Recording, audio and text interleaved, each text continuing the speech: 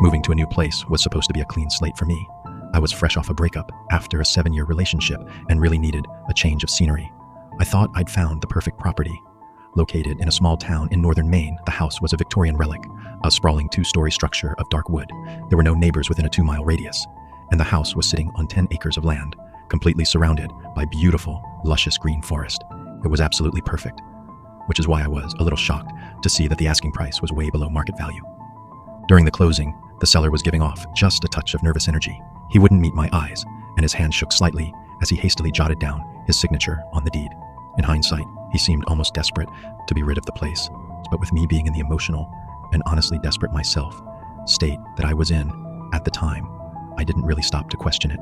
I'm a big nature and wilderness guy, so when I saw the gorgeous property and the way the grassy backyard dissolved into dense forest, I absolutely fell in love.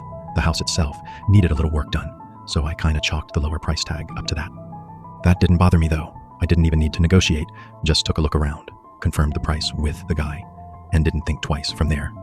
A week later, I was cruising up a desolate state highway in my Jeep Wrangler, making the trip up from my old place in the outskirts of New Jersey alongside Rocky, the adorable goofball husky that stole my heart and became the best friend I could have possibly ever asked for.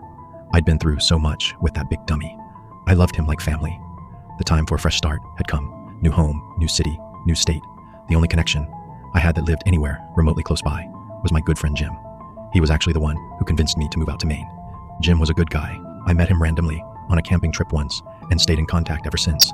He was a few years older than me and a bit old-fashioned in some ways, but he always stood by me when things were tough. And he really helped me get through the breakup. I remember camping on his property once a couple years back and just being infatuated with the incredible serenity. I just knew that wherever I decided to move to was going to need to have the same peaceful isolation. And lo and behold, not only did I find it, but my new property just so happened to only be about an hour's drive from Jim's place. We both agreed that Rocky would stay the first night or two with Jim whilst I got settled in and started unpacking, which meant I would be spending my first few nights there alone. It was dead quiet out there, completely by myself, not a soul within a 2-mile radius. The silence felt heavy, like a physical weight pressing against the windows.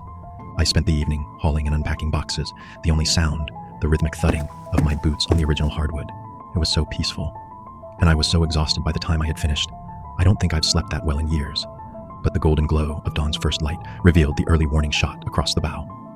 Out in the yard, my heavy steel trash bins had been tossed across the lawn like discarded soda cans. What the hell? I thought to myself in disbelief. The previous owner didn't mention anything about bears or moose, but I figured I couldn't rule it out as a possibility. I decided to take a walk out around the tree line to investigate.